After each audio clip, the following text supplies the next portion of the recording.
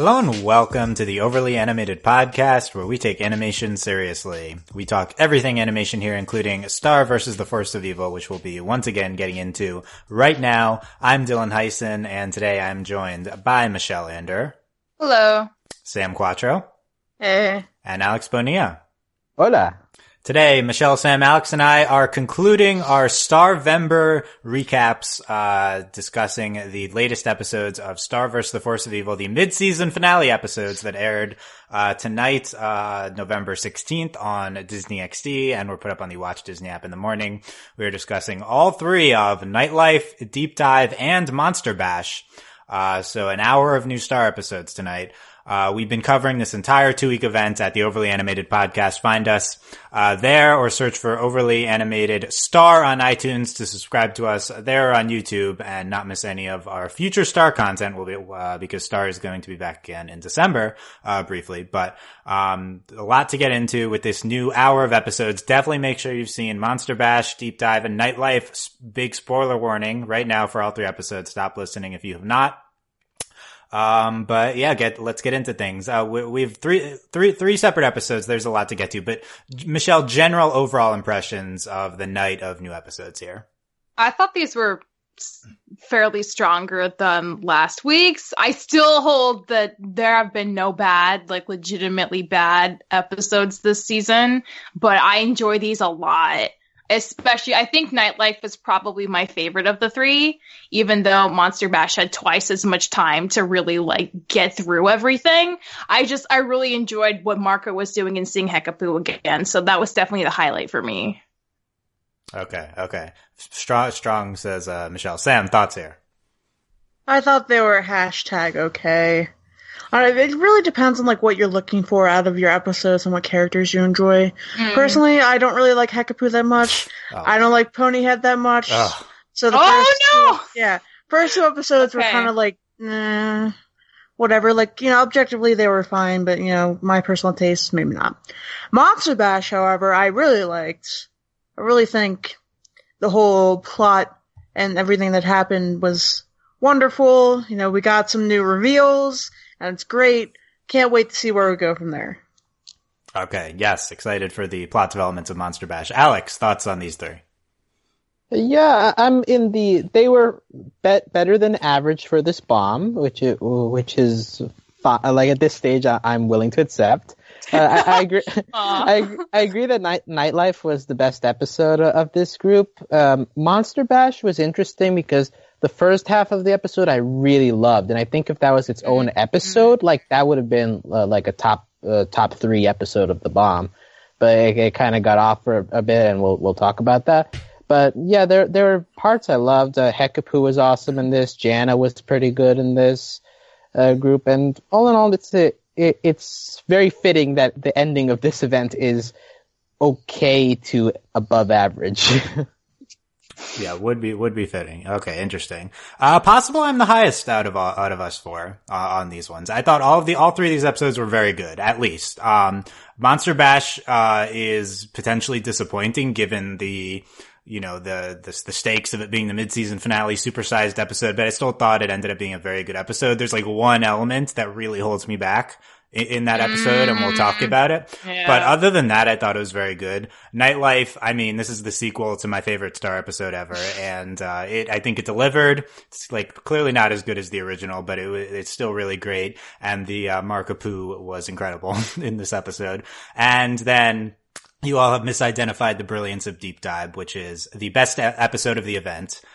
Deep Dive is incredible. I think it's a top tier Star episode. It's what I've been looking for from this event. It's this show at its best. It's equivalent to a lot of these brilliant episodes we were getting earlier. And, I really, really, really like Deep Dive. So, you're going to need to explain that to us because I have a major bone to pick with the ending of that episode. Okay. Same. Interesting. We'll talk about it.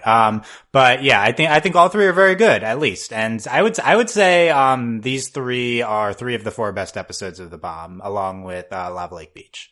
So I think it ended very strong. It doesn't necessarily make up for some of the weaker stuff that we've been getting previously, but, very, very strong ending here. Very much a fan of all of these. But we're going to go through these episodes in reverse order. I'm most eager to talk about Deep Dive, but let's start with Monster Bash because Monster Bash, I think, had definitely had the biggest plot well, you could argue Deep Dive had bigger plot developments, but some very exciting plot things happening in Monster Bash. And I think we need to start off, of course, with Miss Heinous, the constant subject of our complaints on this podcast as a villain, is a very plot-relevant character. She's Meteora, the daughter of Eclipsa. What the heck? I feel so blindsided by this. I know in one episode when she was sucking the life force out of one of the princesses, we saw her cheeks glowing, and that was a little like, what's that about? But this just feels like, what? I think this is what kind of dragged the episode down for me, because it was such a big reveal, and I felt like I didn't have enough time to really appreciate it, and now I'm just kind of, like, what? What's the shocking element of it for you, Michelle? Is it that it wasn't built up correctly, or is it just okay? Yeah, or is it that Miss Heinous is this stupid character that's now very important? Like, which is it? That's the thing too. It's like, well, has this been planned for the beginning, or did they come up with this backstory in season 3? Because honestly, I can't tell. I don't feel like we've really gotten to know Miss Heinous outside of her just seeking revenge on Princess Marco, and I don't know how to feel about it until we see her interact with Eclipsa. Maybe then I'll care more, but it just feels really, and I don't know, it kind of stole the thunder from everything Star was doing in the episode that I really liked, with the monsters getting along with the humans, and her trying so hard and then it not working out. It just kind of took all this energy away from that to be this big reveal that we didn't know was coming, and I don't know how I feel about that, but I'm a little miffed right now. Miffed, okay. Mm-hmm. Interesting. # miffed. Sam, what was your reaction to this revelation? I loved it. I thought it was great. Okay. I don't know, because I think it definitely sets the stage up for more of what Eclipsa was imprisoned for, other than, dark magic, whatever, but why, she wasn't really in favor, and that's, what do you call it? What's her face? Meteora is half monster. Oh no. Yeah. So, I think it really sets up a lot of things with, the whole prejudices between humans and monsters, and all that stuff, blah, blah, blah. And then if we go back however many 100 years, we see, it's possible they had, a union between a monster and a human, and why are we like this now? Whatever. So I like that from a plot standpoint. From, a character standpoint, I guess, maybe it's a little bit cardboard, thin, whatever. But honestly, it doesn't matter to me. I mean, I barely think about her at all, Miss Heinous, other than she likes metal, and I like her little Igor-ish assistant guy. Yeah. So maybe this will add more needed depth to her. Yeah, hopefully, definitely. So Sam, hype about the big reveal, and how it might play into these future plot lines. Yeah. Alex, what was your reaction to this? My first reaction was more similar to Michelle, just confusion. Wait, why her? Why are we throwing this as your mid-season finale? And plus the fact that I was very interested in the first half of the episode, and that's what we shifted to, so we kind of got distracted from the point, and I was like, well, I wanted to watch that episode. I'm not really interested in this one. But on rewatch, thinking of it more as a show thing, I'm sort of interested to see where Heinous. I hate saying Meteora. I'm just going to call her Heinous. Meteora. Meteora's a weird name. Isn't that a Linkin Park album? Yes, it is. Yes, it is. Yes, good one. Shout out to Breaking the Habit. Okay. But as to Heinous, I went and looked back at her previous appearances, and it does seem that they've been laying sort of seeds, because in her first appearance at the end of St. Olga's episode, she has to calm herself down and watch the princess propaganda video when her cheek marks appear all of a sudden, and they have to disappear. So she has to train herself to be princessly, supposedly, to get them to go away. Then at the end of the season 2 Heinous episode, she takes off makeup that was hiding those cheek marks. So they've always been hinting at the cheek marks being she needed to hide them. So, like, in that, and then now you're connecting it to Eclipsa, who's disappeared for a long time, and we also have the whole sucking youth sort of gag at the end of Princess Tridina that would explain why she's lived this long. All in all, that's a good point. yeah. So, like, there's pieces that they've dropped, but I think the issue is just that we've seen one heinous episode in season one heinous episode in season two, and prior to this, you had the one Princess Tridina. So it's just a character you've seen so little, and now that it seems you're going to make her important, it is a bit of a jarring thing. But I do think there's potential in her character, and I'm not writing her off as someone entertaining just yet. Meteora.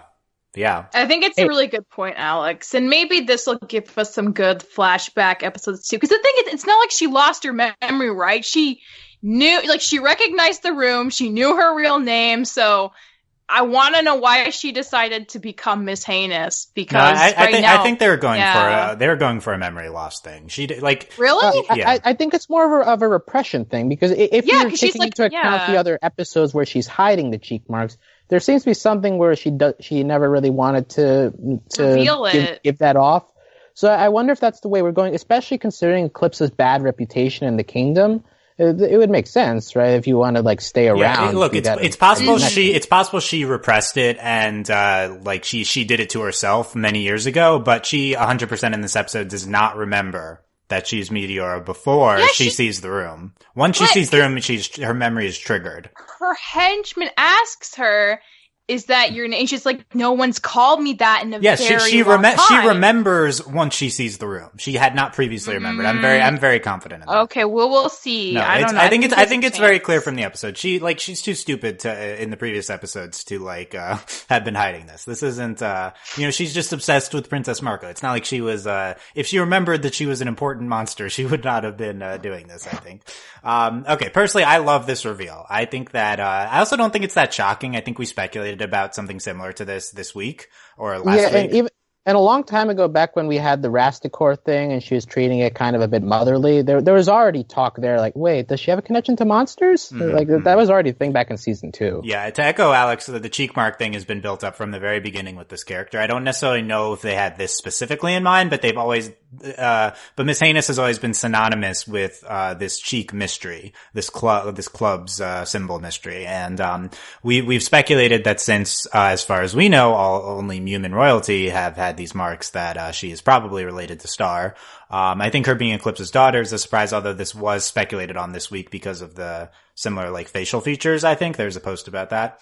But yeah, this is, I think it's a great reveal. Obviously, this character is not worth, like, having this much plot relevance in this point in the episode. Like, that's the problem, is that she's a nothing character and she's, like, an actively bad character before. But the way you rectify that is you throw her, you change her. She's someone else now, and she's important to the main plot line.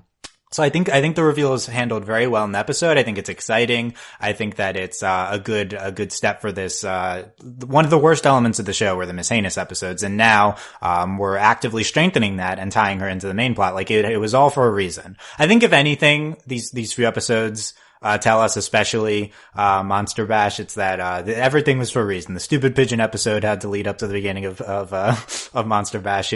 Everything kind of comes together, and I think it's a great reveal in the episode. It's very exciting. But most importantly, I love this move at the end of this season, because we didn't immediately go to Eclipsa here. We're slow playing Eclipsa. This was my number one thing I wanted, was to not just go to evil Eclipsa right away. We're kind of building this Eclipsa thread, and we're having these other elements of the show, specifically Star's monster, her progressivism, the social activism, monster activism, and now this Miss Heinous being Eclipse's daughter. I think that these are going to tie in very interestingly together in the second half of the season, and I love that the show didn't, in a season so far of moving way too fast, this was the best example of the show not moving too fast, is Eclipsa. Didn't bring Eclipse out in this episode, no appearances, have a reveal related to her that enhances her storyline, but we're not immediately going to that well. So I'm much more bullish on the second half of season 3 now, that after this reveal. I think it was a really good move. What do you think of that, Alex? Yeah, pretty much that you're giving Eclipse a time to breathe. I was just thinking, like, is it a weird comparison to say that Eclipsa is kind of like Toffee in that she's the main villain and we believe her to have more complex motivations, but we were missing a Ludo, like a minor villain that, you know, you can look to, and could Heinous fill that role? I don't know. But don't immediately write Meteora off as a Ludo. Come on, we gotta give her a chance. For context, I like Ludo, so for me, it's not an insult. For you, it is. Right, it's not insult for me either. Yeah, but like you kind of need someone else besides Eclipsa for like to have conflict, and this is a way to do it, especially given that they're trying to give her humor, a little bit more humor in this episode with like the metal gag, for example. So, like, if you want to do that, like, I'd be okay with that, adding her to the stable of villains. I think she's just a different character now. And, you know, like, she's still going to be voiced by the incredible Jessica Walter, and maybe she still is the henchman, and, you know, but I think she's just going to be a different person. She has her memories back, and something we've, not talked about enough, so I want to get into this now, is that she's half monster. She has the scale arm. And I think it's really in play that, and also Mina Loveberry calls her the most dangerous monster in the history of Muni. So I think that it's very much in play that she shifts forms, and there's some monsters in murals in the background of this episode. My question when rewatching is like, which is Meteora? Like, she's probably one of these, right? She could be just a giant monster and like turn back into Miss Anus and like I think that's in play. I think that could be really cool. Yeah, Michelle, what's your thoughts on the prospects of half monster, Meteora here? Well, I mean, she's basically the Steven of the show now. She's like the one who's both, who might end up helping to reconcile, you know, the humans and the monsters more than Star even could, if she decides to not be evil. That still has to happen first. But yeah, I agree. I think there's a lot of potential with her. And I like the idea of her being able to change form, and that, like, that monster arm's like a constant reminder that there's still this other half of her that exists and she can never fully suppress. So I think she has a lot of potential. I'm excited, air quotes, because I don't know, like, how they're going to flesh her out. Once they do, I'll be way more, you know, there'll be so much more to get into. But at this point, yeah, there's been like 3 other episodes leading up to this involving her, and all of them haven't given us much to go on outside of the cheek thing. So there's a lot of ways this could go.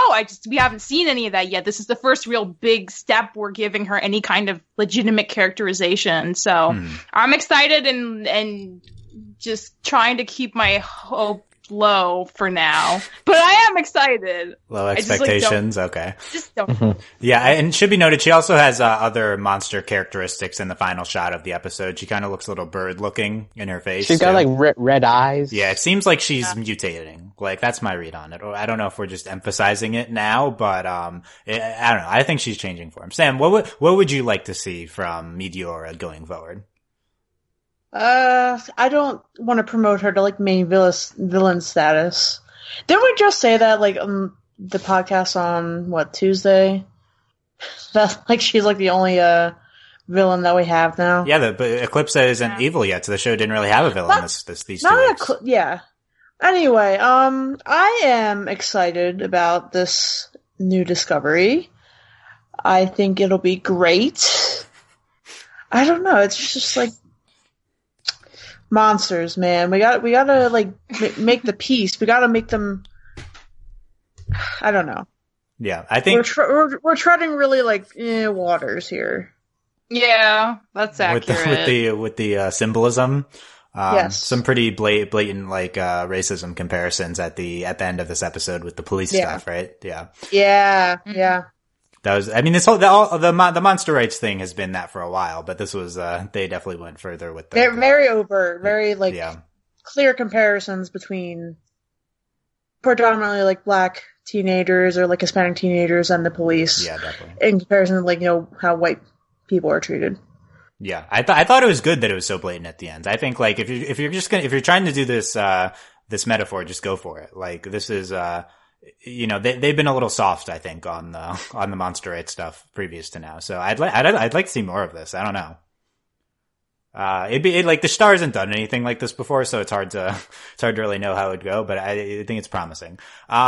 But yeah, and the last thing about Meteor is I think she's a symbol of what Star is pushing for. She is exactly. Yeah, she is half monster, half human, like Michelle was talking about. So I think that's really promising. Like, she's although there's also the issue if she turns out bad, that this ends up hurting Star's cause greatly if she starts going on a rampage or something of that nature. That'll probably happen initially because she'll lose control of herself or something. Certainly, Mina. I don't know that she's been if she does have this other side there, she's been pretty good at suppressing it most of the time. So I don't think she's just gonna lose control. Right. Again, though, yeah. From my perspective, she was not aware of this up until this point. So I do think that now that her memories have flooded back, she's in danger of kind of losing control.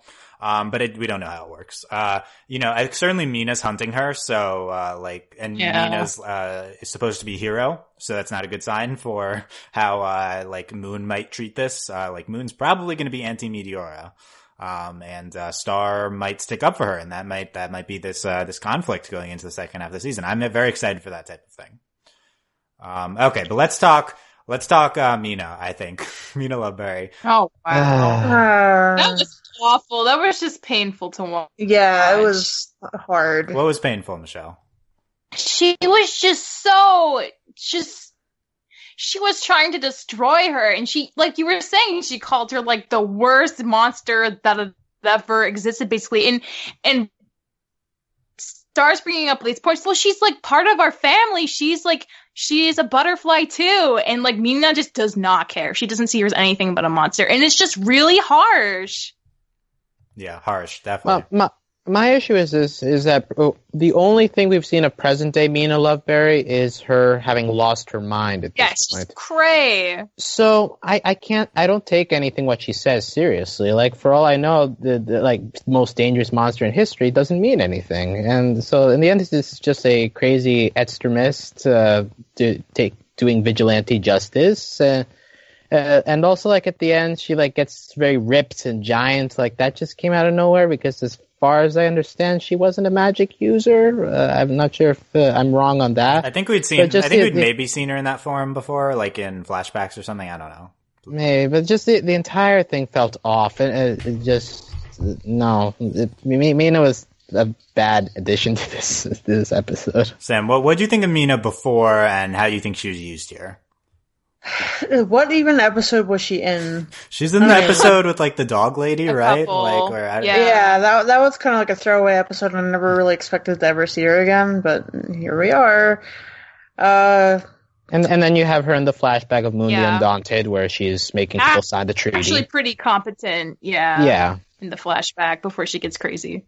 I was not a fan, even though. What's her face? Amy was here voicing her. Amy Sedaris, yeah. Yeah. Like her, don't like Mina, but anyway. It was just overkill. It was like a nice surprise to see who was down in the basement, but like got a little bit too intense there. Mm-hmm.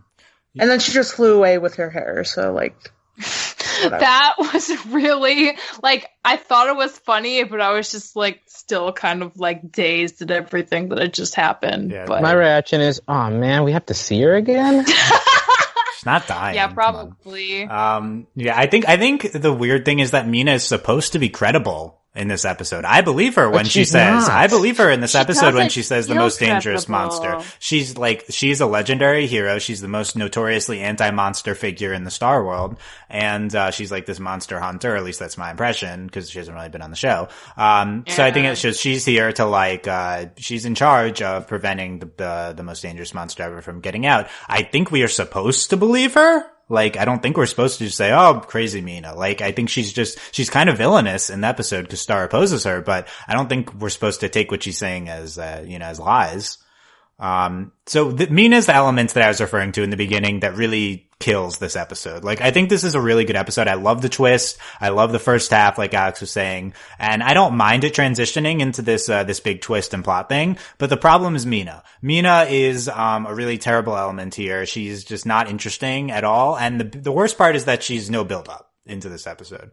Mina's barely a character on the show. We didn't know she was here. We didn't see her in the present since, the nonsense episode, although I really liked her. I actually really liked her in that episode. I was a Mina fan before this.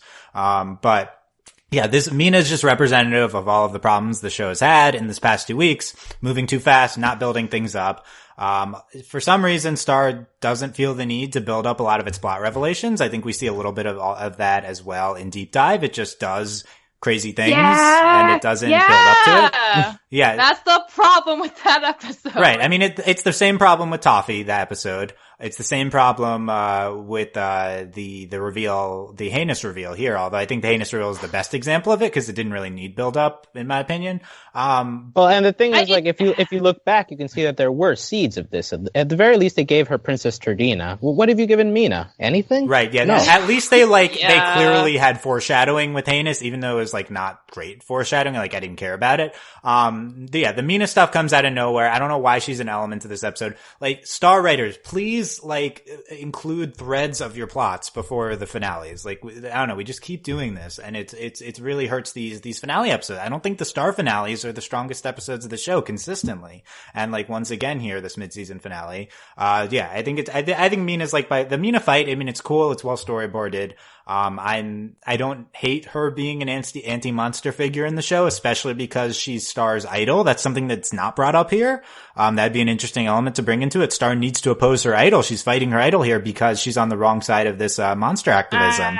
That's much more interesting to me. But she's just this villain giant Super Saiyan form. None of it worked for me in here.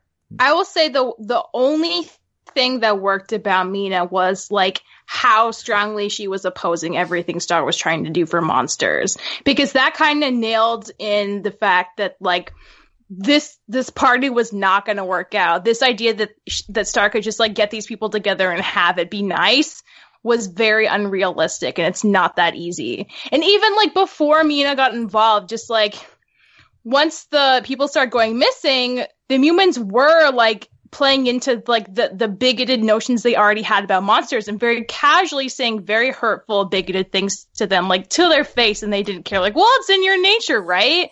So I think Mina was more just like the final nail in the coffin to seal the like, this is a bigger problem than you thought. It's going to take a lot more work to get this to like get off the ground in a significant way. And nothing ultimately changed at the end.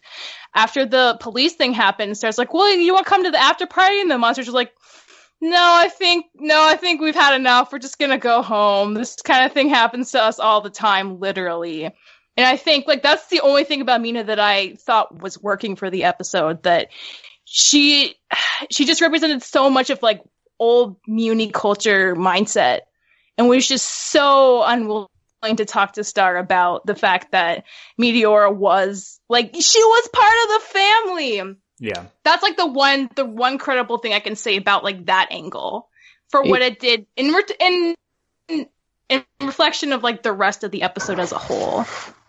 Even so, I just want to say, like, comparing Mina to the party is like a small handyman's tool that you use, and Mina was a giant hammer that you get the huge nail. Like, it's just way too over the top. The party did a much better job at expressing that lesson, like in at least a more credible way than just going straight to the extremist. No, I totally agree with that. And I think the party could have hammered that point home just fine without Mina being involved. I do think Mina brought the episode down. That's like, just literally, that's the only thing about Mina I can think of being somehow helpful to like the plot.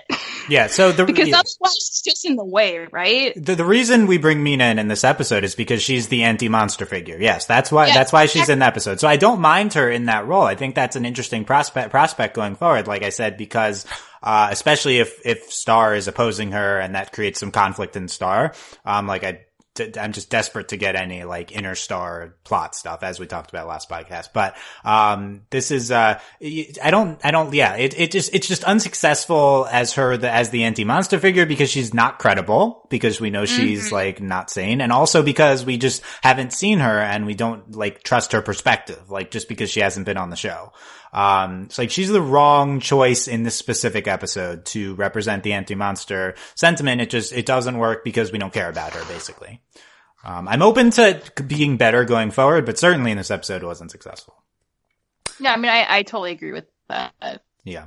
Okay. Continuing on, kind of on this, the subject is the, Star's monster activism, her equality efforts. Kind of the setup of the episode. We've been building kind of towards this. This is like the one thing we've kind of been building towards, 2 episodes these past 2 weeks that have been about this, which is, Star is all about these, the Mumin and, monster, they're coming together. She wants to bring them together. She sets up this mixer, with, the Mumin royal youth and then I guess the monster royal youth. I don't really know if they're royal, but, I think that's the other big, really successful element of this episode is Star working really hard to create this party. Star's conflict with Tom in that Star is very about this and Tom doesn't care. And then Star's like speech, I think is a really strong aspect of the episode. She says she's going to create a muni where anyone is welcome anywhere. I really love this plot line. I thought it was pretty well handled here. I could have used more of it, honestly. It was kind of sprinkled throughout this. It was just a framing device and, it gets lost in plot revelations in Mina. I still enjoyed it. Yeah, that's my thing. Like, if you made this an 11-minute episode where it's the party, you skip all the Mina, the heinous stuff, and you make it just like it's that ending conflict with the people, the monsters and the humans, like, beginning to be tense, Star trying to break it down, and before she gets to fully do it, the police show up, break up the party, and you see the tension between the police and the monsters. Like, all that, if you squish it into an 11-minute episode, I feel like that would have been very substantive and a very good episode on its own. Yeah, I think the show honestly is much better at 11-minute episodes. I think they've struggled with these bigger ones before. You can kind of take the first half of this on its own. It does transition like the second we see Mina. So, I do think the first half stands, and I'm still very, very interested in the plotline, and I think it's a good, unlike the Star wanting to be the best princess, which that she can be, which has not been handled well. I think that this aspect, which is related, has been a great recurring thread for Star's character, and I'm love to see where it's going second half of the season. Michelle, thoughts on this subject? I agree. Yeah. I mean, yeah, it'll be interesting to see what happens. I do kind of like the angle of Star. Like, she's been trying to approach this thing through like talking to people her age about it and like making it like a youth movement, like a generational shift, which I think makes a lot of sense. And I imagine it would continue to maybe develop more. I kind of want to bring, this is a little bit like, I don't know, but I want to bring Buff Frog back into this because like he's one of my favorite characters, and he's like, I don't know, I feel like he's like the most gem monster we have right now, and I want to get him more involved if this is going to continue to be a big plot element of the show. Steven Universe gem? No, you mean like good monster. Okay. Yeah. Oh my god. Sam, what do you think of Activist Star? I mean, obviously you're not going to solve racism with a teen party, but it's a step in the right direction. Like, hopefully, if, like, you persuade the kids, they'll persuade the parents, or at least, the parents will die off and, the kids will rule. But anyway, I think, I admire what Star is doing, and you gotta take baby steps. Hopefully this will make a better Muni. I don't know, we'll see. And I think that's the interesting part of this episode, that it's not actually solved in the end, right? Because you have the monsters going off like, well, this didn't really work. But at the same time, you get that they're not angry at Star, per se. They're just angry at the situation. And so, like, there's a door that's open there, even though the problem hasn't been solved. And that felt a little more realistic to me than just saying, okay, they got together, hooray! I like that ending a lot, just because it helps give it a bit more weight to this plot line going forward.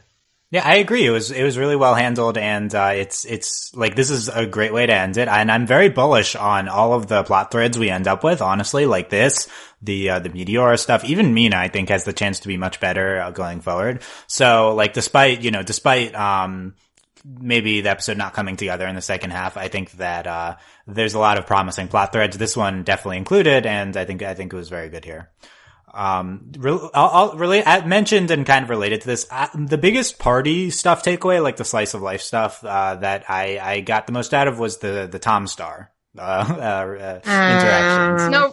No, really? Yeah. Go on. Got the most done, not as in shipping them, but I think it was the most substantive stuff, and I think it was pretty interesting seeing Tom being like, yeah, we're young, gonna have fun, and Star just being like, yeah, I don't care, I gotta plan this party, I'm really into this.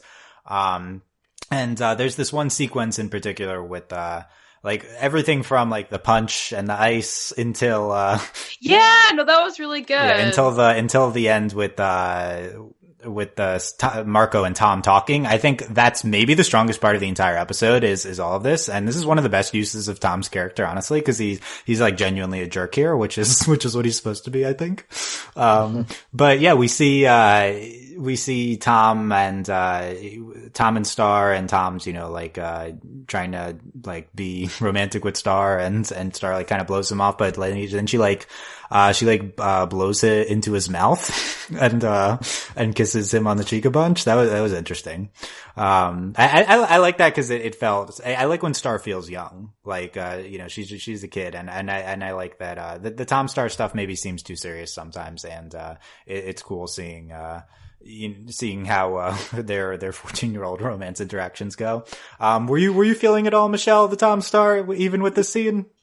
This is the thing. I think, and you were saying like Tom was being a jerk for not like understanding that Star was like, she had stuff to do. But I think like, past Tom and Star when they're dating, they probably did just mess around a lot. That's the kind of young Star we were used to in season 1 and 2. So I think he just kind of, it's taken him a while to get that she's taking her responsibility as a princess more serious now. And this was like the first time he'd really seen her in action, actively trying to do something for, the betterment of her people. And I really like the line when like she's fighting off Mina and he comes down, he's like, "Hi, Star. I'm here to apologize. I don't know what I did wrong, but I'm sorry." Like, I thought that was really great. Because I think he honestly is trying, like, we haven't seen him, like, explode a lot. Like, he's had mini explosions, but they haven't hurt anyone.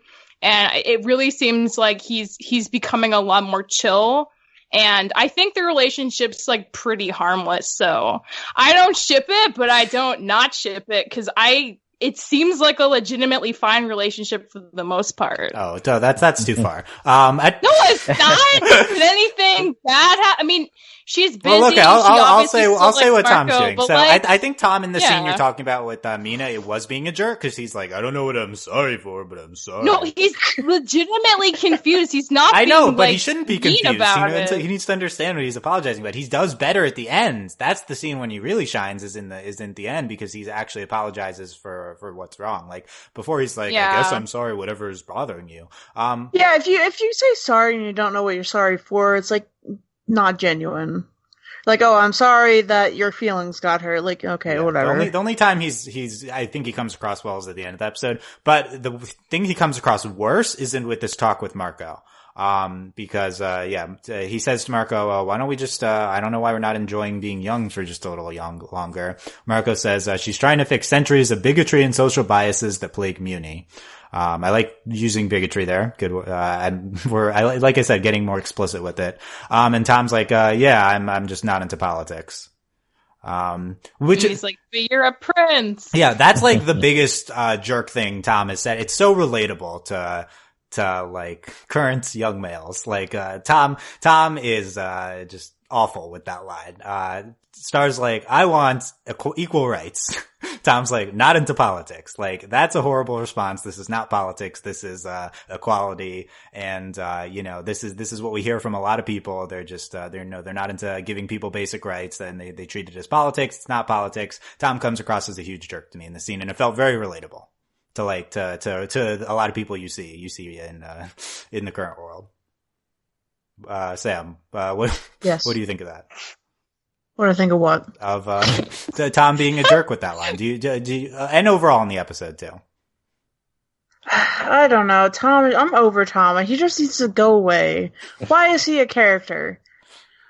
I think that, Tom is young and stupid, like all 14-year-olds are. Yeah, he's 14, so I think him saying, like, I don't know why you're mad, but, like, I'm sorry, kind of makes sense given he's 14, not, like, 18 or 20. you know? Not that you that's learn... like a super excuse, but no, like, it's not an excuse, but like I find it's understandable, and you learn as you get older, and you grow, and you like look back and you're like, oh wow, I was really bad. Yeah. And in relation to the not being into politics line, I think that goes hand in hand with him saying, like, why can't we be young? Like, Tom feels, well, I'm not in the age to begin making those kind of changes, so why bother? Whereas Star is like, well, I can start making changes now. Like, this is our time. Right. So it just highlights the very different priorities they have in life at this moment. And like, as for just in general, I've been pretty critical of Tom in this event, but I think this is the best Tom episode just because of how well-rounded he appears to be.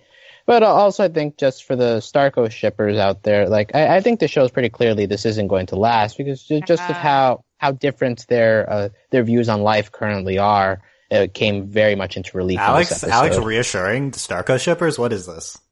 Alex is a very logical person. It's one of the very anti-Starco. That's what I would say. Starco is logical. Anti-Starco, Kelly and Marco dancing. Hey. Okay, what's up? Hold on.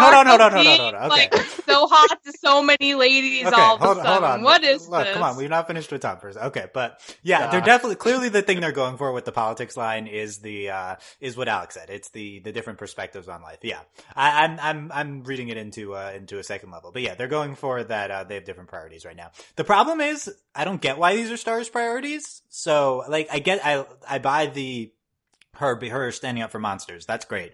But her acting more like a princess, that has not been great. So like we don't really, I don't know. It's almost like we don't take Star's side right away just because we have trouble relating to it. But yeah, clearly it's not going to last because they've been setting up for that. And I actually agree this is the best Tom episode, maybe of the entire show, because whatever the name of the Tom Marco hangout episode is. My that's true. I forgot about that one. Yeah, that was a really good one. Yeah. But it's Tom, we fully see many sides to him being a jerk here, and then we see him somewhat sympathetic at the end. And I agree he's 14. I'm not condemning Tom for life. He is a jerk here. It doesn't mean doesn't mean it's completely his fault.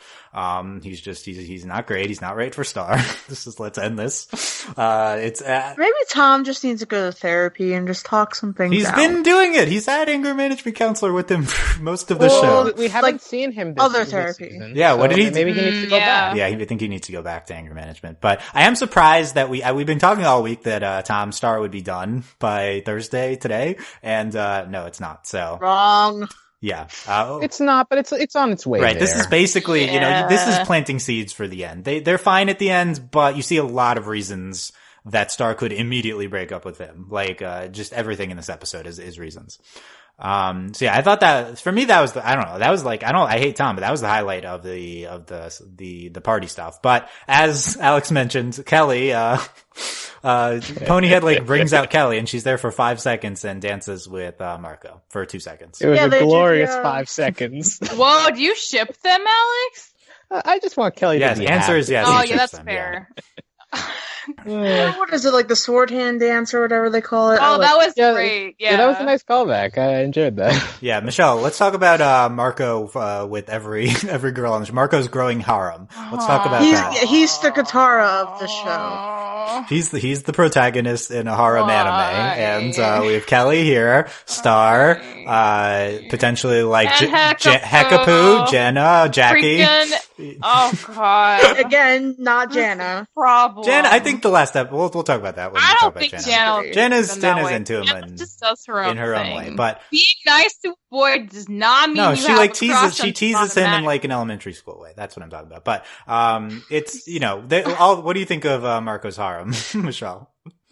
I wish they'd just pick one and stop. Yeah, Star. That's what they should pick. Yeah. I kind of wish it was just Hekapoo because you probably won't see her that often, so it won't get on my nerves as much. But now it's coming from so many directions, and it's just not shipper fun. Michelle. Wow, I didn't see that coming. You just need that, and what?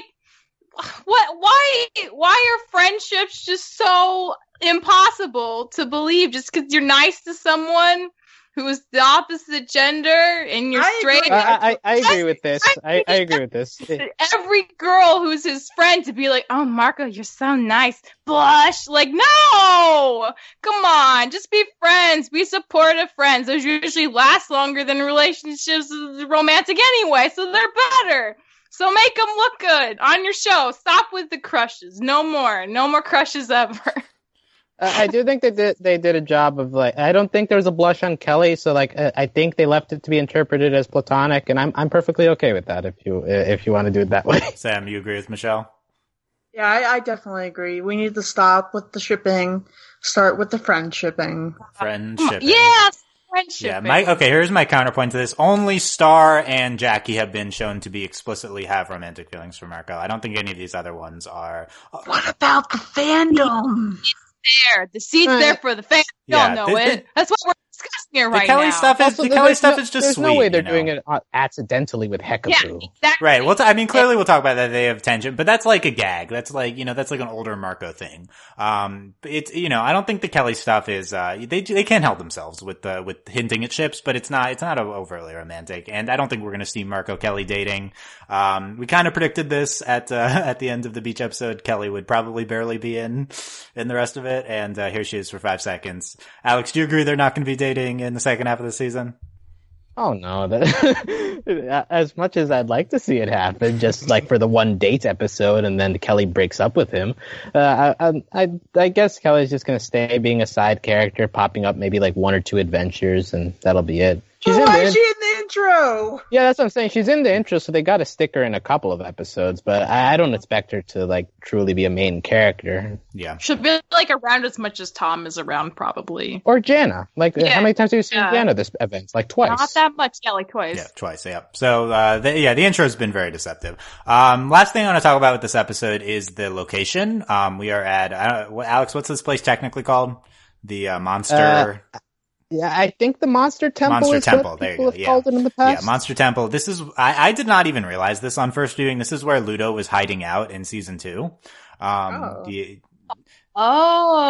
didn't even know. They have a few wide shots, but I just didn't remember that that's what it looked like. And, I think that and we emphasize the location at the end. She's, talking to, Romulus and, Romulus is like, you don't even know what this place is. And Star tries to get it out of him, and Romulus doesn't, the snake stops him from saying. So clearly, and there's another line earlier in the episode where, where Marco and Star go into the dungeon or whatever, and they're like, what is this place? They see all the scenery. Clearly this location is important, given that this is where Meteora grew up, potentially, is their nursery. I think this is being hinted at as being Eclipsa and Monster Husband's kind of house. Monster Husband. Yeah. This brings up a good point. Who raised Meteora? Was it her dad? Because it probably wasn't the royal family. I mean, I think Eclipsa until she got frozen. But do we know the timeline on when specifically Eclipsa was encased in ice or whatever? I don't know if we... No, I don't really know her age. At first I thought she was slightly older than Star. Now I have no idea. Yeah, it could be... I thought she was a couple hundred years old, but then why... Yeah, but... Eclipsa's 500 years old or something, yeah. And, she's just been in suspended animation, and apparently Meteora has been rejuvenating herself by sucking the life force out of princesses. That's how she's lived this long. But yeah, I think that... No, she's immortal, Dylan. God. I mean, yeah, they're all... Also, monsters could live longer, who knows? I think this is being hinted at as being the place where Eclipsa ran off to, basically, after she was chased out of the butterfly family and stuff like that. Agree, Alex? Yeah, Eclipsa has to connect into this somehow. I'd also be interested to see if this is the way how we tie Toffee back into this. It still feels weird that they just wrote him off. So it'd be interesting to see if perhaps this location had some effect, some meaning to Toffee, and if that connects to any of our characters at this point. I would hope for that as my best case scenario. It is worth noting that Toffee brought Ludo to this location specifically in season 2. So it raises the question: did Toffee know this location's significance? Probably yes. or, who knows, but, Toffee's like not that old, probably, but, they're like, his species is immortal or something, right? So, yeah, so, yeah, I think Toffee's definitely off the show, but we could get some references to why this was so prominent in season 2. Anyway, this is the episode clearly emphasized this location being important, so I think it's going to come up again moving forward. Okay. Good with Monster Bash. Any final comments? Slime Guy and Princess Spiderbite were really cute good. Together. Yeah. That's the new ship. Yeah. You were shipping that, Sam? He cured her spider bite. Yeah. So, She's had that for forever. Yeah. Aloe can vera she is a even be a miracle. princess spider bite without a Right. spider And she had it for bite? forever, presumably since birth, because they all have it. Yeah. I'm wondering if the family's gonna freak out. Where'd your spider bite go? We were so proud of that. And then she'll run off with hated it. slime. It'll be nice. Yeah, that'd be Oh, cool. elope. Are we going to get that Every episode? time she gets sunburned, he can help her out immediately. She doesn't have to buy any more gel herself. Wow. He's We right. might. What a perk of being with slime. Wow. Yeah. Yeah. Okay. It'll be like, babe, I'll protect you from the sun. Yeah, I got you. Spread slime. Okay, this is very important. Yeah. Well, not out of the question that we see them again, because the show focuses on unimportant things sometimes. But, okay, let's talk about Deep Dive. My favorite episode by far of the bomb. And this is a huge episode. In terms of the Star stuff, this is like the big plot episode, the big conclusion to the portaling, to her trying to master her sleep portaling. And we got a lot of interesting hinting and a lot of, potential interesting plot things. We also conclude the Toffee stuff that we saw, her going to butterfly form in that episode. So, I guess the highlight is the realm of magic, probably. Which is where it was like where Star went to. What did she go? She go to purgatory. Was this death? Was this between dimensions? No, it was the realm of magic that Toffee corrupted or something. And, now here's my question. Like, I don't even think this episode made it clear they were the same place. Like, I was getting confused by that. Star says it's like Toffee was never even here. So that's the only connection. But yeah. That and like the golden liquid golden were the liquid, only yeah. two things that helped you. Yeah, we're presenting this Yeah, as being like- the same. It's possible there's like multiple things when they went into the, whatever, but, yeah, I think this is definitely supposed to be the place they went to. It's the realm. What does the realm of magic mean? That's my question. Does anyone? It's the realm of magic. There's magic. The dimension magic of where comes the from. magic comes from. Yeah. Yeah. The source. Okay. I'm in for that. Oh, the source. The Ooh. source. Yeah. But yeah, and then we see the full grown version of the firstborn that Star made and the random unicorn Star made in that episode. That was definitely another instance of the show not building up to anything that was happening. And that's why I love this so much. Rather than this being, Why'd you love that? because here, I love it in this episode. Rather than this being random, this is paying off of previous plot stuff in really cool ways. It's not like we have definitive answers, but, this was pretty cathartic, I think, seeing all this after we saw it randomly presented previously by the show. Disagree? Disagree? My reaction to this episode is what happened. Like, Yeah! I felt like nothing here was actually explained. Like, it was very pretty to look at, but I don't know. Okay, let me explain to you what happened. I don't get You why gotta get convinced. Look, I don't get why both we're of us. I don't get because- why we're rewarding her for just going through her sleep into this dimension. Like, okay, you can do it at will, but what did you do? Okay, let me explain want to to you. be You're there clearly forever. missing parts Why? of the episode.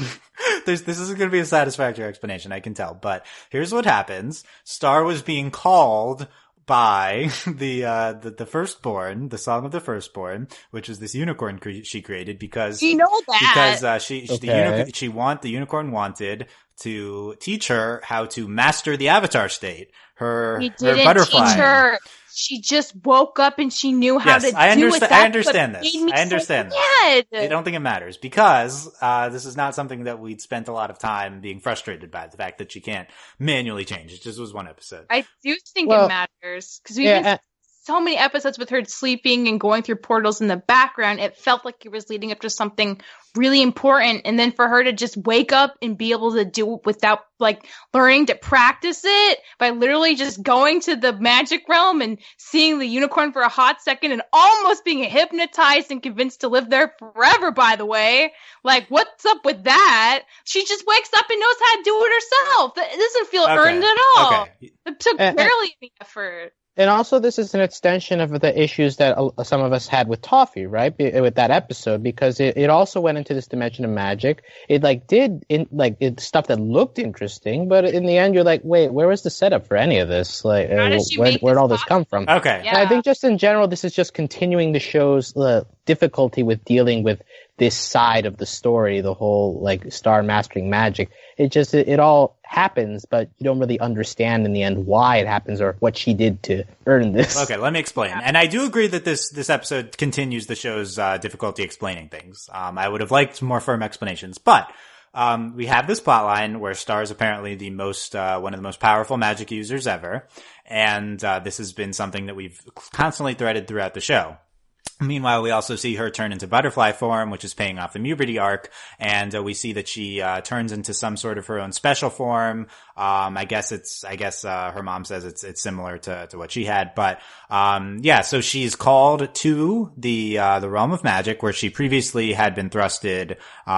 She just kind of went there by instinct to solve Toffee, but she's like probably the first one to actually enter the actual realm of magic. So she's powerful enough because she's has such potential. She goes there. She her innate sense of like her powerful magic, her innate sense of being like the butterfly princess says, that she wants to go there. Like the unicorn said that, you have to want to be called here. And, it's this, so she goes to the source of magic and, there she's like infused with magic and her powers help to be realized, just by being at this magic place. It's just by being at this magic place. That's I think like enough. Yeah, the look. Obviously, right? It would have been great to see something trigger inside her. I don't think it was supposed to be a training sequence, though. Like, I think that this was supposed to be something that kind of just happened by her being there. It would have been nice to see why this just happened and she can now master the butterfly form. But yeah, we didn't even see that change take place. Like, it's just like she was there, she came out. Oh, I can do it now. Like, we didn't see anything. It was just like, oh, I guess it happened at some point when she was in there. Ta-da! It just didn't feel like enough. Yeah. And I think it's a valid outlook on it. I think this is one of the things that needed the least explanation, just because I don't think it was presented as being a major problem that she automatically changes. I think we saw puberty. We saw the beginnings, of this form. We saw it happen in a time of crisis in Toffee. We see an episode earlier where she's unable to control it and she's having problems and now it's solved. It wasn't something that was a major part of the show. And, I didn't need to spend a long time seeing Star master butterfly form. I'm just excited to see now that she has. Okay. I don't know though. I feel like if this is like a part of us exploring Star honing in on her magic potential, which as we've said before, the show keeps reminding us like, oh, like Star's like gonna be one of the most powerful like princesses / queens we've ever seen. I feel like other episodes have been handling this better, like seeing Star like make the tree come out of the book when she has to move the apple, yeah. Or writing her own spells in her own spell book, or like fighting with Glosserpick about how to like dip deep down into herself to like find more potential and more strength. Those things were built up and took time and did feel like genuine payoffs. But for this to just like happen without any kind of like build up outside of the mystery of where is Star going in her sleep in these portals, it felt like kind of like stepping backwards from all that. I do think it's important that she like have a reason for figuring it out. Like, she just knows how to do it. I mean, and still, I still don't understand what those unicorns were like up to when the unicorn kept wanting her to stay. How is it good for her to stay in the realm of magic forever and ever? How's that a good idea? It wasn't a good idea. Seemed weird. It's just like the purest place. It's There's all the magic there. I don't know. That seemed like a standard fantasy trope of being lured in by the source of power or whatever. Yeah, that part I didn't mind too much, just because like it's a weird dimension, and it's like, oh, we never have visitors here. You know? I like the visual representation in her eyes with that. Here's what I would say. I definitely agree, Michelle. The cases that you listed were some of the best scenes in the entire show, and those were better uses of examples of, because they're related to Star as a character. And here, it's just kind of fantasy stuff happening. Here's what I'd say: Star mastering the butterfly form doesn't really mean anything in the context of the show. All it means is that she can turn into this cool butterfly. I don't think it means she's better, that she's still significantly better at magic. I think she still has to learn the magic. She still has to write the spell book. We still have to deal with the influence of dark magic. I just think that we're concluding this very small aspect of Muberty into Toffee into the scent of a hoodie or whatever, and the previous stuff. I don't remember what episode, but yeah, it's, I think it's an isolated instance, and I definitely agree it wasn't super explained or anything. This is my favorite example of the show not explaining things. That's not a ringing endorsement, but right. So none of this is the reason I loved it. The reason I loved it is because it's just so visually stunning, and it's certainly a pretty episode to watch. I'll give it that. Love Star butterfly form. Absolutely love her in the dimension, interacting with the tiny unicorns, and then the bigger unicorn. I loved all of that, and that's not even the entire episode. That's just one element of the episode. So I enjoyed all this, and I think that the other very appealing part is Marco and how he reacts to the situation and the ensuing Starco. This is the real thing to talk about here. Come on. Anyway, Sam, any comments on Butterfly Star stuff? Honestly, the whole thing just feels like a fever dream. Because I just don't recall anything about Butterfly Star other than these episodes. Yeah, there's not really much, yeah. Yeah, exactly. So I don't understand. I don't know. I guess it's setting up maybe for something bigger in the future. Like, this is something akin to like what Avatar was doing, except on a lesser scale. Like, was his face Jong with like the leaf thing and like the firebending. But anyway, yeah, I'm not really a big fan of it. I kind of just tuned out both of these episodes 'cause it was just weird. Not my thing. Okay. Here's the thing. If it's literally just her being able to turn into a butterfly but not have the same awesome powers, I'll give it a little more leeway. But like we saw at the beginning of season 3, being like in the full mode of that state of being, she like destroyed Toffee. So we know it has a lot of magic potential. And if she isn't quite there yet, I will be a lot more satisfied with her getting to the stage of like maybe like half full mode butterfly at the end of the episode. I don't think she can just butterfly and solve all her problems. That was just autopilot taking over. I don't think she's the autopilot. I think she just has the form and maybe a special bit. She's like the wings and the arms. I think she can probably still portal on her own. I think that probably transferred, but that might be it. When she was a baby, do you think she was a caterpillar? That'd be really cute. Yes, obviously. With the little baby face and that'd be cute. Where's that fan art at? Just Star as a caterpillar. Anyway, to wrap this up, I think this is a rare example of, this is just, to me, this is like an abstract plot, and I think that it's one thing the show doesn't super need to explain a lot. It's just kind of supposed to be visually represented. So well, abstract reminds me a bit, it's kind of Adventure Timey in a way, in that it just like does a thing. It makes it look very pretty. It might not have plot relevance in the end, but you're like, okay, this is like a good abstract Adventure Time episode. Yeah, basically, that's how I feel about this. Yeah, and I guess it's just in contrast with the tone of the show. That's probably why it's a bit off for some of us watching it. I'm catching what you're saying there, Alex. I like that. Thank you for saying that. That makes me feel better about my lack of interest in this. Because if it was Adventure Time, I'd probably like it.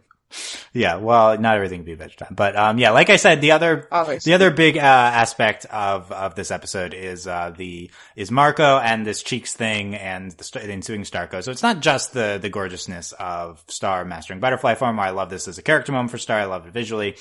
We see this big moment when Marco takes Star's wand, It adapts to Marco. Like it apparently has. It's been a long time, but anyone can take Star's wand. Yeah, I didn't know that the wand could change. I thought they had to be relatively powerful or magically inclined, but that's cool. Those of us who remember season 1 will remember that lobster guy who grabbed the wand. That's true, but I thought because he was like a monster, maybe like the rules were different. Anyone can take the wand. The show didn't do a good job with that because we don't remember that, but yeah.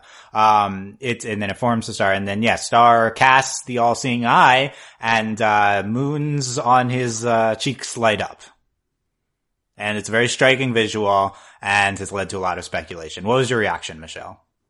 He's still human. I'm not going to get that excited about it.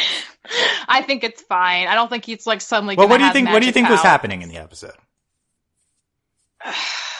I mean, it's possible that like him chanting a spell and holding onto the wand, like the magic was like kind of going through him at the same time, but I don't think he any of it leaked out on him forever. I think he's still 100% human, but it looked cool. I don't know if anything's going to happen with that in the future, but it did look nice. Good cheeks, Marco. A+, moon cheeks. I'm just concerned that everybody's cheeks are just turning into Lucky Charms marshmallows. Like, yeah. For real, it's not cool anymore. Everyone can do it now. Yeah. Alex, what was your reaction at the time, and what do you think is going on now? My reaction at the time was okay. Like it didn't have an emotional effect on me. I was like, oh well, his hair looks kind of weird. Like the cheek marks, I couldn't care less about it. But like thinking about it, like there's the line before that happens that he says something like, "It's like our souls are bonded," and like I guess you could take that as a reference to the blood moon ball thing, but it could be a situation where it's just that they're so close that he inherits some magic ability from Star or something of that magic nature. Osmosis, okay. Yeah, so like I could see that happening. I could see. Also, we have just these dropped things of like Marco having a monster arm. We have Marco having read that dark chapter and being corrupted. You have like those dropped pieces in past Marco episodes that could come back into play, where he has a dark side and it comes off in this wand. It kind of looks like a dragon sort of thing. So I could see that happening too, where it's like Marco has some dark stuff he needs to get out of him. So, the show hasn't manifested any of that so far, and it's already season 3 though, so I'm a little skeptical. Right, there's just like bits and pieces I can glom onto, but otherwise it's another one of these things that feels out of nowhere. I'm just like, well, how am I supposed to react to this? Okay, none of you are taking the bait on the popular fan theory, so let's lay it out there. What's the popular? Yeah. He's her other half. Oh no, that's my theory. That's my theory. But no. Okay, so who royals? Only human royalty gets marks on their cheeks. Marco gets these moons. Therefore, Marco is a butterfly. Secret butterfly. Oh, no. That's just, wow. Well, I know, Michelle. It's not, no. Okay. Keep that in the fan fiction department. But honestly, isn't this the most logical conclusion to come to? No! Okay, so I'll bite that. I'll say yes, given from what we've seen. Of cheeks? That's all the we've only seen, people Sam. with cheek marks we've seen are butterflies. Marco has cheek marks. Marco is a butterfly. It's very simple ABC. He's also holding her wand, which has been passed down through the family and probably has its own inherent magical properties. Doesn't mean he has powers. I don't think it's about the powers. I think it's about him being a butterfly. Like, is he secretly half butterfly? Like, the genetic. Okay, so at first I did think it was like all the wand, like blah, blah, blah, but now Dylan is saying something interesting. Okay. For once, right? Yeah. So, I'll keep that in mind. Definitely. It just like makes me feel concerned. Here's the thing that they can't date because they're related. Yeah, that's why it makes me concerned. Yeah. Yeah, that's a new Starco dynamic. Point out here, that's small chuckle.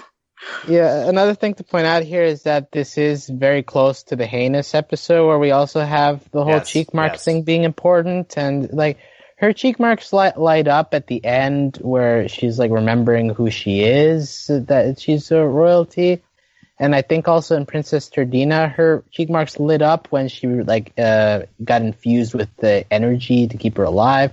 So I'm still not even sure what the lighting up of the cheek marks means in the context of this show. Right. But at least to me, the vibe it's been giving off is more has to do with the magic side of things rather than the blood bond of things. Okay, yeah. So let me lay an alternate theory here, which is the as Alex said, there's a quote early in the episode. Marco says it's like our souls are bonded. Hashtag Starco, and I think he says hashtag Starco, and he does not say that at all. Oh, he doesn't. Okay. He did say hashtag Blood Moon Ball. Oh yeah, exactly. That's what I was gonna say. Blood Moon Ball. So, this has been a thing it happened season 1. It's not really been brought up since. Star and Marco are potentially bonded by the Blood Moon, and it's a symbol of their bond. And is this a further symbol of their soul bonding? The fact that, Marco's cheeks are glowing here. It's just representative of the Starco bond, basically. It's in the top 3 of possibilities. I think the top 3 possibilities. One of them sketchy. I think this is to me this is more likely than the Marco secret butterfly theory. Well, yeah. What are the weird chances of that? I mean, it is. I do think it's the natural conclusion to come to. I don't blame people for thinking it. I just don't think it's true. Also, I think number 1 biggest possibility is that it is just a cool visual to represent Marco using the wands. That's also possible. I think it is the hashtag aesthetic. That's what I think is going on. Mm-hmm. I think just its proximity to these heinous episodes makes me think that they put this in for some reason that we'll get to at the end of the season, maybe. I don't know. It could be, yeah, I guess there's some sort of magic osmosis or something indicating magic. If there's a specific reason, I do think it's just the bond with Star, because that line seems very out of place. It's like our souls are bonded. I don't know why he said that. I didn't really get how it related to what was happening. I think it was supposed to, but yeah, I do think that this is something, Marco, moon cheeks, Star, I guess she's heart cheeks, not star cheeks, heart but cheeks. her name's Star and Moon. Okay. This sounds like a bad fic. Bad fic logic. Okay, it's a good fic, Michelle. Come on. No, I think that's my number 1, but I don't think we should be reading too much into this. I just think it was an awesome visual. I really love that moment. Maybe his cheeks are moons because he is her squire, and a squire is... Yes, keep going. Is the preamble to a knight. And the knight's in the moon. So it's a pun? There you go. I want to buy that theory. I want to buy 10 stocks of that. You'd rather have the pun theory than... Yeah, I would, honestly. I'd sleep at night with that theory, at least. Yeah, sleep at night IGHT. So, okay. There's our discussion on that. This is, I think, the primary thing that's being discussed by a lot of people, and I don't think it's anything. But, it was a great moment, great Starco moment. And the other big Starco, part of this episode, there's two other big Starco things. One, of course, is, three big Starco things. Oh my god! Look, this is why I love... Can I say my biggest one? Okay, yeah, maybe it's one of my 3. Well, yeah, it's when Marco has the all-seeing eye up, and she's trying to get Star to come back, and so, Star being like, "Wait, Marco? Oh, Marco!" That's what breaks her hypnosis. Yes, Marco. Yes. Okay, that is one of the 3. It is Marco in danger is what wakes Star up from the realm of magic spell. Yes. Obviously, Marco is the one she cares about most. It wakes her up from the spell. Marco in danger. Okay. I feel like I'm 12 again and reading shipping proofs. I know, isn't it a great feeling, Sam? No, it's a terrible feeling because I already lived through that. Okay. I feel like that's bad logic. You could live through something good and live through it again. I wouldn't call that good. This isn't exactly my most shining moment in life. Okay. There you go. The 2 other big moments. The obvious one is the hug. She comes back in butterfly form, 6-arm hugs Marco, and Marco blushes very deeply. It's incredible. Hooray. It's an incredible moment. Don't hooray! I was living for that. Come on. God. I mean, we already know that Marco has feelings for her, so where's the excitement? Each other. Jesus, what even happened? They should be dating already. I don't even ship it, but what happened? Michelle's pro Starco right now? Oh my god. Bro, I'm just saying, they've been. I wish weren't you feeling that moment, Sam? I I mean, I guess. It's great. She's in this this magical, gorgeous butterfly form, and Marco is he's loving it. Wow, he loved that. That's what attracts giant magical women. How do you think he feels about being hugged by Sit's arms? That must be interesting. Very right? like warm, right? And yeah. It's a firm hug. Yeah. I don't very know. firm Have you ever had hug, like a yes. group hug? I would imagine to be similar, just really awkward. And you're not really hugging everybody, you're just hugging like... Yeah, but see, it's like the warmth of a group hug, but without having to wrap your arms around so many people. Right, you know? so yeah, we're convincing you on the appeal of this, Alex, is what you're saying. Okay. Yeah. Or you know how I like my angst, and this obviously is Okay, not so it. we need to get back to the drama, this hashtag Starco drama. But yeah, it was a great moment. And the number 3 big Starco element of the show is, lifeline. You're my lifeline. And, says Star, and then Marco, when he's watching over, I'm here for you, your lifeline. So, yeah, Marco very concerned about Star, and they call each other, Marco being Star's lifeline, and Oh my god, when will they just date already? Like, come on. Around. What if your silly young wives? yeah, when over Guys, under. Tom is so fun to hang stop around. it. Okay. Tom is fun. I still think they can exist as friends. And Tom hasn't been hostile to Marco at all since, halfway through season 2, if my memory is correct. Yeah, So, there was some it's- tension in that it's last episode with Monster Bash. There's a Tom little wasn't great. tension. Okay. Last thing about the episode, Yeah. Jana is back. Yeah. Love her. She flew in his Jana ear. shutting down Marco was amazing. Yeah. Yeah, chicken butt hypnotizing Marco. Yeah, it's a great gag. I think so. Yeah, While we're tying into the shipping, been a while since we hung out one-on-one. Chicken butt. yeah. It's just immediate. Yeah. Go Yeah. ahead. Jana was not. Further proof. Yeah, further proof for it. Jana's Okay. gay. Well, yeah. Well, what do you think of seeing Jana here, Sam? I love her, and she's the best. I'm glad that they roped her in for this paranormal adventure. Yeah. Yeah, it's just, She's probably the best person to go to, actually, she's considering. an expert. Yeah, with her just like weird, Yeah. not really paranormal ephemera. Yeah. Yeah, other great Jana moments in this episode. Obviously the chicken butt. One of my favorites is when Jana is about to hypnotize Star. She says, "Now focus on my watch." Marco, "Hey, that's my watch." Jana, "Dude, this is about Star. Get over yourself." Yeah, that was pretty good. The timing on that sequence was incredible. Yeah, the Jana hangout one-on-one line, that was great. She says to Glossric, "You're a disgrace to magic." I agree, Jana. There's a ton of good Jana moments. Another one, the wand forms as Marco, and she puts, the mole on it, and there, now it has your mole. Yeah, I loved that. And then at the end, after the hug, she says, "Ew, gross, get a portal." That was really good, too. Yeah, right. Get a portal, yeah. That's it's she like knows. 5 really great lines from Jana. That's why this episode to me is so incredible. Starco, Jana, awesome visuals, awesome Star character moments in the thing. Like, it has it all. Cool butterfly form Star. Yeah, I was really loving all of it. And just from the opening, it begins with Jana just blowing into Marco's ear. And That I'm was so- you. How did he not know it I'm was sorry, her? this is- That's my question. I'm sorry, know, this is man. boring. No Yeah. offense. Just starting off the episode strong. This episode really makes the case for more Jana, because she's hilarious throughout the entire thing.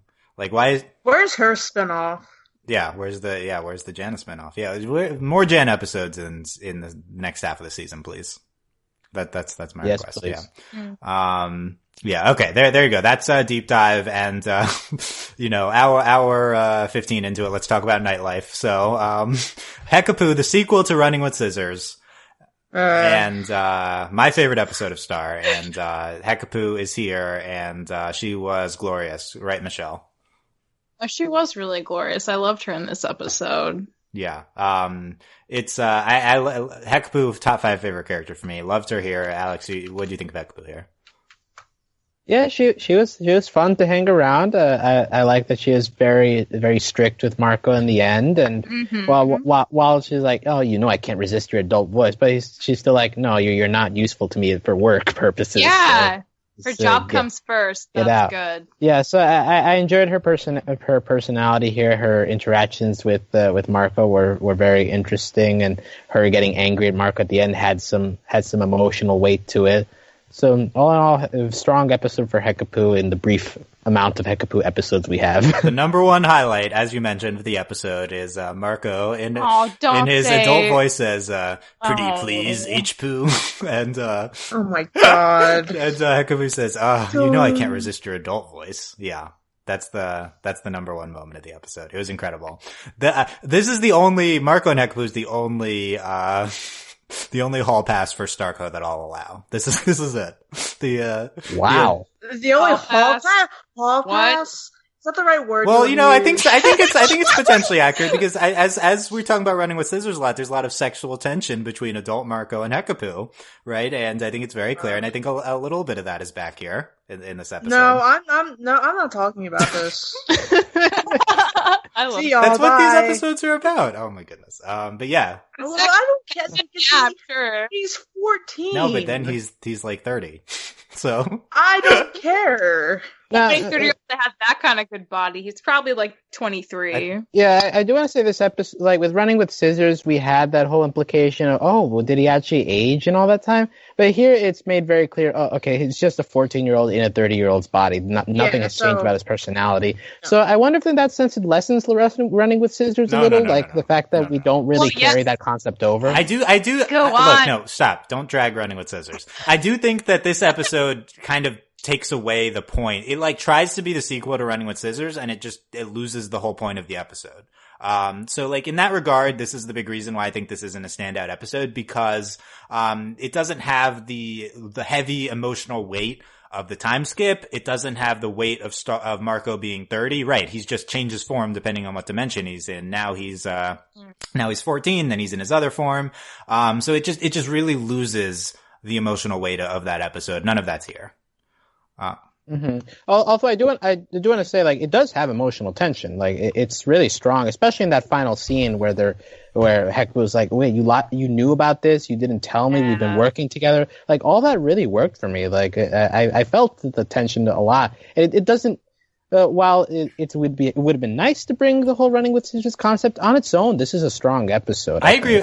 Even speaking of, I agree with that. And I think the big thing it carries over from Running with Scissors, and the reason it does succeed, I do think it's one of the top 4 episodes of the event, is the Marco Hekapoo dynamic. Like I said, I think that's the big thing that carries over. I have an emotional stake into their interactions.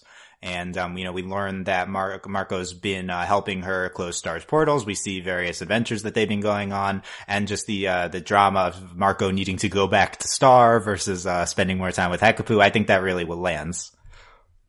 I think the two of them I think, the thing I always want from the Marco and Hekapoo is, not necessarily Hekapoo jealousy, but just the interplay between Starco and, Marco being with, Hekapoo. So kind of this, this romantic, contrast. And, I think we get that a little bit, because every time he has to go be with Star, it's subtle, but she is kind of bummed about it because she does spending time with him. And there probably is a little something there, as much as it makes me sick to say that. I can't excuse that line, which is I can't resist your adult voice. That's canon now. I can't. Oh, it's been canon, Marco. Pretend. Yeah. That's what that. But yeah. Yeah, that's.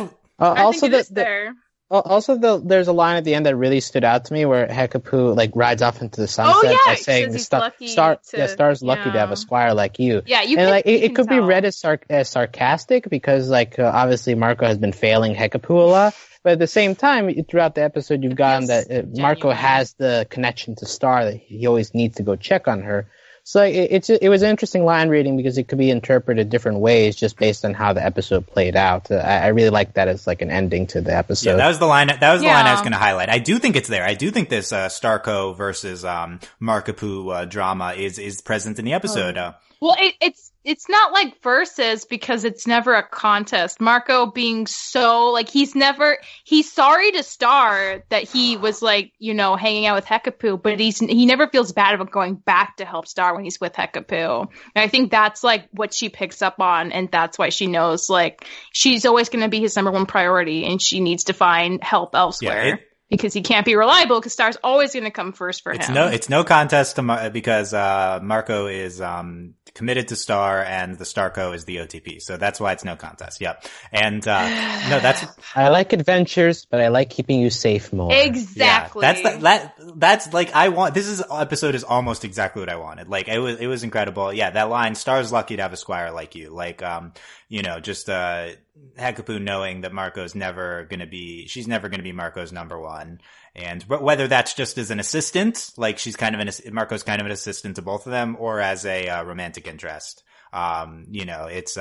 It applies on both angles, and I think that really lands. Yeah. Is it weird if I'm seeing a parallel between this relationship and his relationship with Jackie?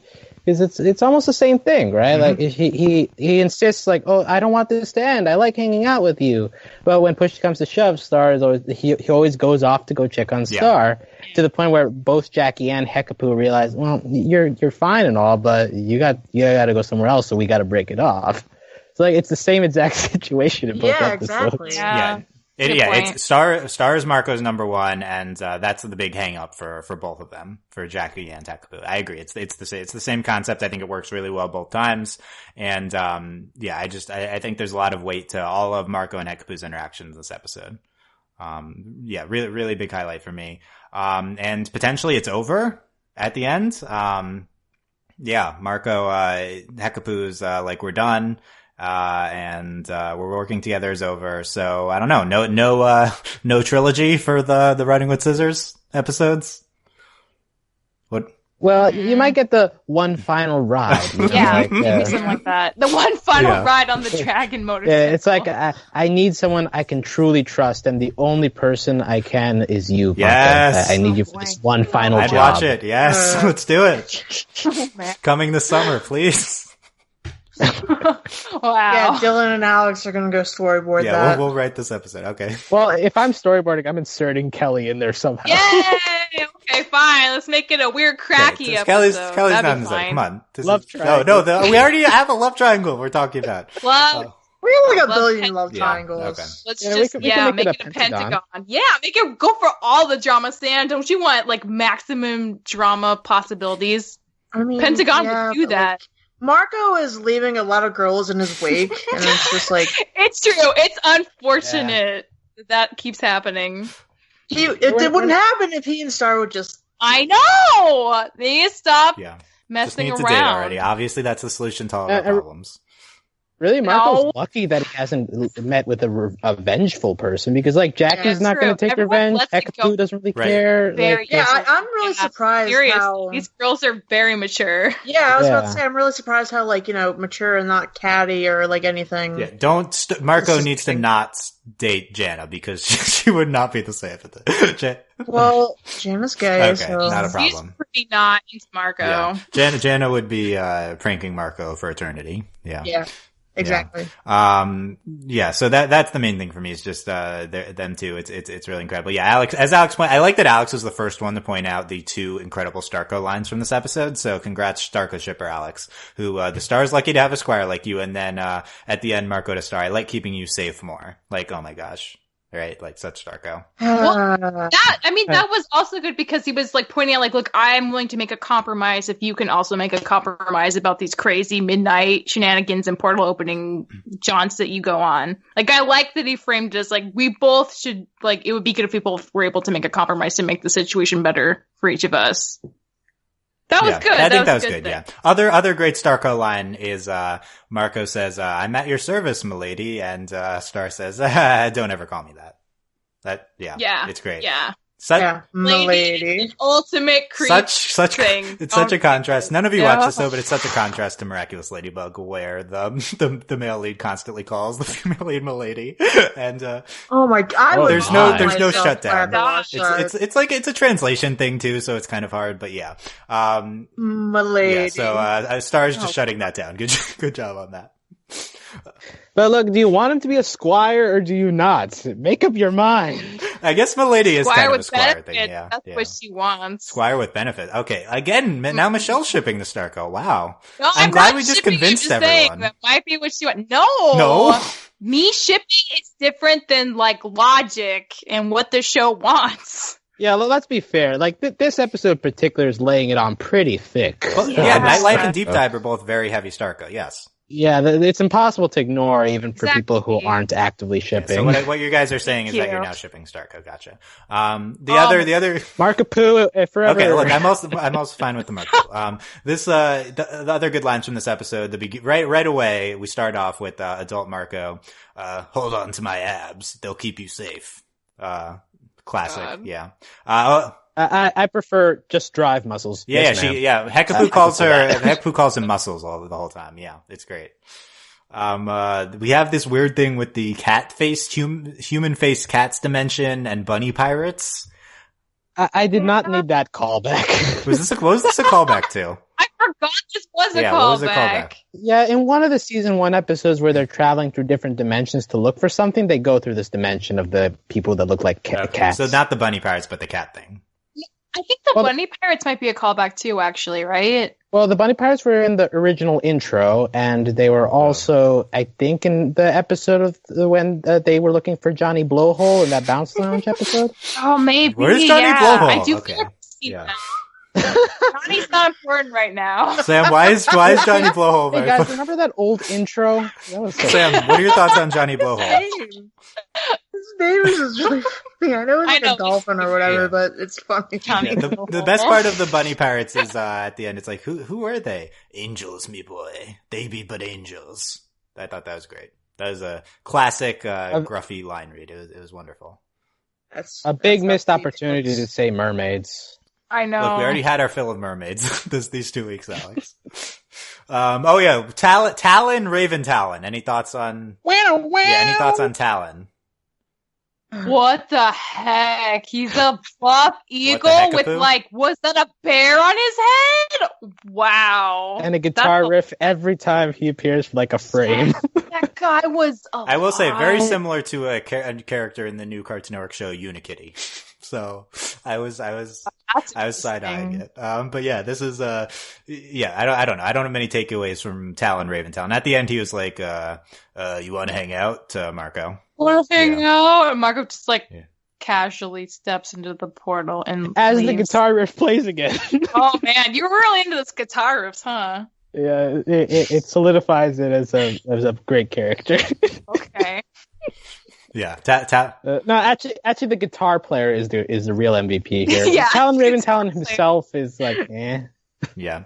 Talon was good. Oh, I forgot this Markapoo line. Closing these portals with you has been the highlight of my time on Uni, says Marco. So there you go. Wow, that's a pretty big statement, But buddy. Marco does this to every girl. Like,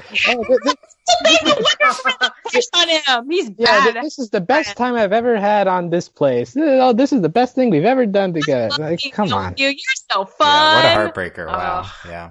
No wonder I just like him. This is just sad. What a heartbreaker. Dragon Cycles and Nachos are back. We're missing them, right? Nachos. I'd rather have more nachos than more karate, so yeah. I'd like to eat Okay, nachos. stop. I enjoy the food nachos. Stop. Okay. There you go. There's anything else, Alex, from this episode? We explicitly say tavern, which I enjoy. So, they're actually drinking, even if I think he's doing a milkshake or whatever. But I don't know. I just like using tavern in kids' cartoons. It's nice. That's good. Michelle?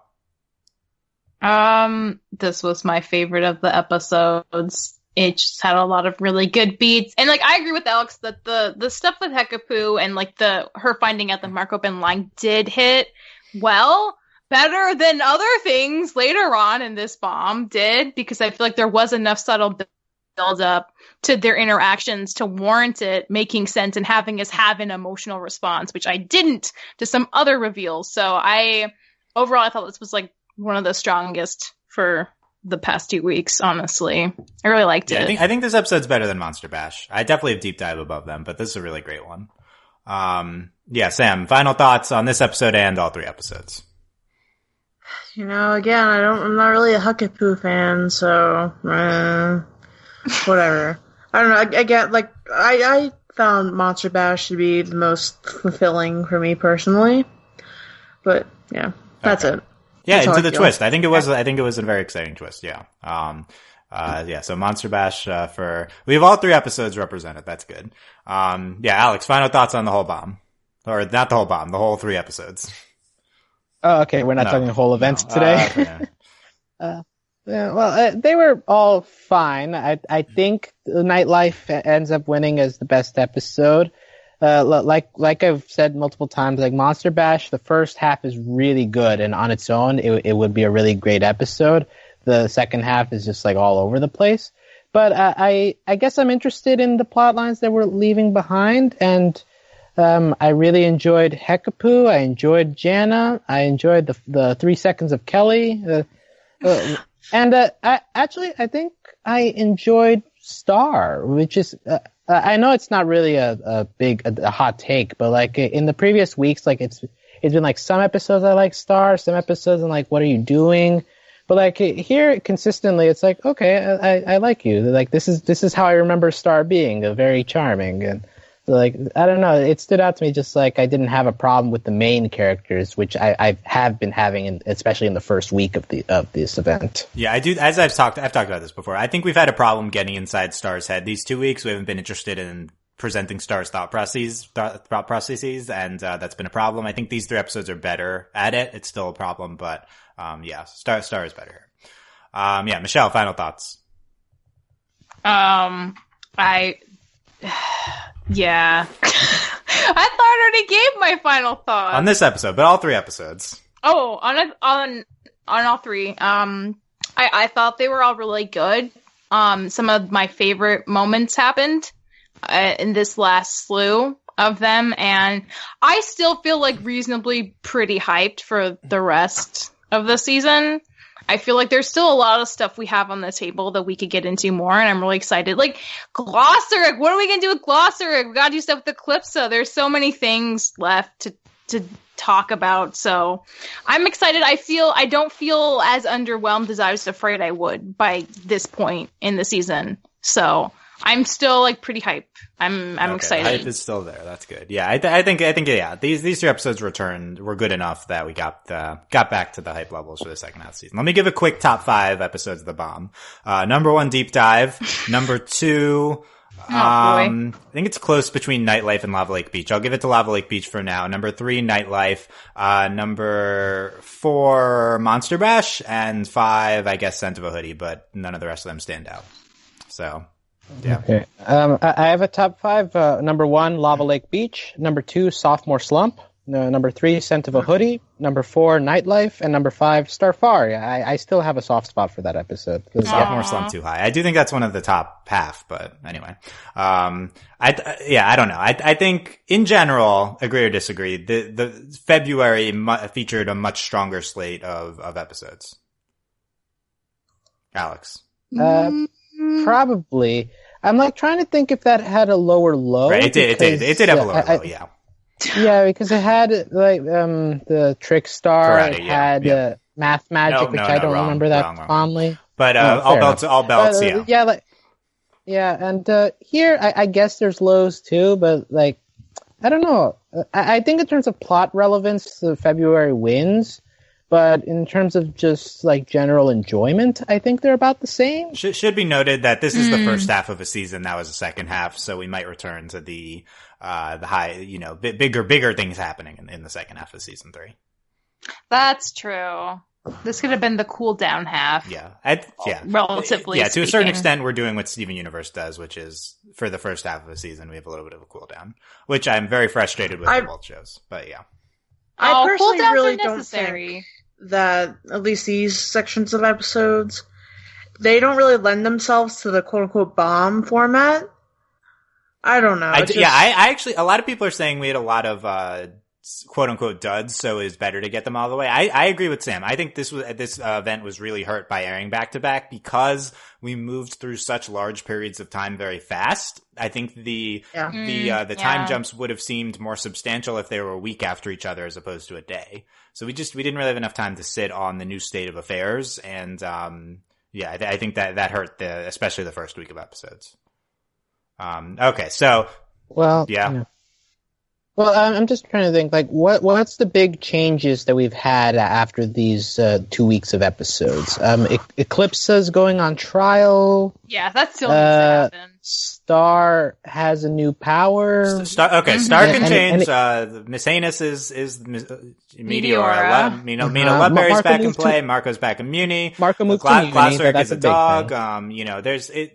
Yeah, a lot of things have happened, actually. And Marco's finally had to confront the fact that he does have, like, a mega Marco's huge feelings for Star. super That's crush the most on Star. important thing. Yeah. He, like, no, that's not the most important thing, saying, but it is one of the things that happened. No, don't you do that. I will find you, and you will be in trouble. Okay. It is the thing that happened, though. I guess a lot of stuff happened. I guess Kelly and Tad broke my up? issue is that a lot... Yeah, that's okay. huge for sure. But I think an issue here is, like, a lot of these episodes, when I was watching them, they just felt like set up for the next episode. And I feel like when an episode feels like that, you can't, like, at least for me, it's a bit harder to enjoy it in the moment because you're like, okay, well, this didn't really end in anything. I have to wait for 5 episodes later for this to mean anything. And it just, a lot of it felt like that. And some were, like, repeating themes. Like, I still point back to Club Snubbed and Demonsism as, like, those 2 episodes being almost exactly the same themes. So just like, while you were saying that we were moving fast, but I almost think it's like a space. There was space there that could have been used to develop. We just kind of got distracted to focus on the things that were already covered sufficiently by other episodes.